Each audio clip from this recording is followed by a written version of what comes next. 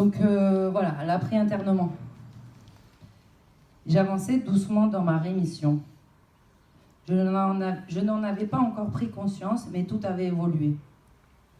Non pas que je fusse restée longtemps prisonnière, mais ce qui s'était joué pendant ces quelques semaines avait un rapport exponentiel comparé à la si petite période écoulée. Si je ne m'aperçus pas immédiatement de l'immense impact de ce minuscule fragment d'existence, je ressentis, dès mes premiers moments de liberté, le changement dans mon appréciation de l'espace-temps. Mon sablier se figea, comme si le temps s'était brusquement mis en pause. J'oscillais entre la maison de mes parents et l'hôpital de jour pendant des mois, des semaines, des heures, des minutes interminables. La vie réduite au minimum. Invariablement, saison après saison, hiver comme été, cette année-là, j'allais participer à des séances de groupe comme seule activité notable. Il y avait néanmoins de l'inédit dans ma routine. J'avais été enfermée.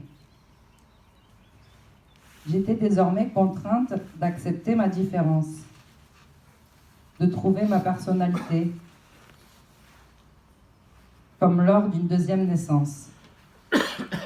Je devais me révéler, renaître.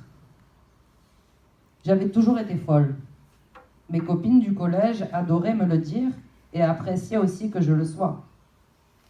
Maintenant, c'était différent. L'enfermement effraya tous mes proches qui s'éloignèrent de moi les uns après les autres, me laissant seule avec mes problèmes. Parler à quelqu'un de normal était devenu tellement ennuyeux que je décidai de l'éviter. Me retrouvant face à ma solitude, il ne me restait plus qu'à me suffire à moi-même, ce qui n'était pas encore le cas. En parallèle, je terminais doucement mon voyage en psychose. Mon cerveau m'avait offert des perspectives d'ouverture extraordinaires. L'envergure de mes pensées avait dépassé l'entendement commun.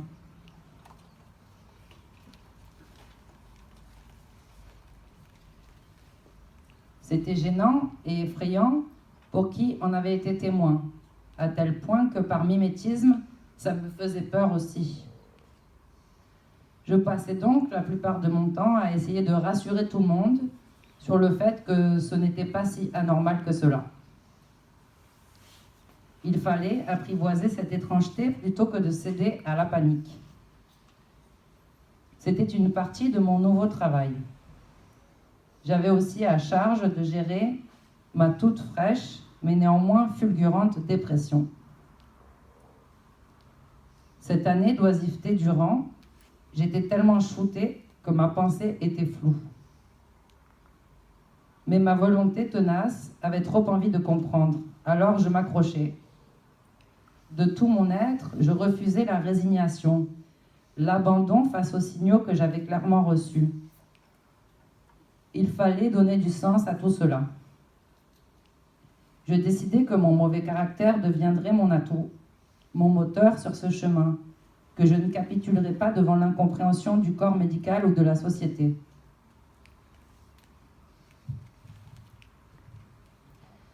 Une des premières épreuves que je m'imposais fut celle de la lucidité. Et j'admis finalement que j'avais littéralement pété un plomb.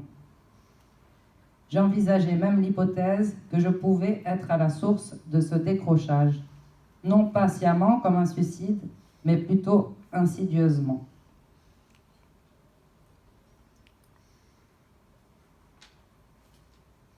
Je continue encore. J'ai plombé l'ambiance. Je peux savoir une question? Excusez-moi. C'est quoi la différence entre le suicide et l'autre mot que vous avez dit? On va faire la lecture. D'accord ? Merci.